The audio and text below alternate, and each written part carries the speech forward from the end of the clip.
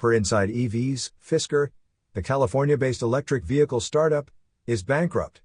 This leaves Ocean SUV owners worried about software updates, internet connectivity, repairs, and spare parts. The Fisker Owners Association FOA, formed last month with 2,000 members, aims to support these owners. They hired the law firm Cooley to represent them in bankruptcy proceedings. Fisker filed for Chapter 11 bankruptcy in June after struggling with high costs and mismanagement. Owners paid up to $70,000 for their Oceans and now seek guarantees for spare parts and software support. FOA is fighting for access to Fisker's vehicle diagnostics tool and cloud infrastructure. American Lease, a New York company, plans to buy Fisker's remaining 3,000 Oceans for up to $46.25 million.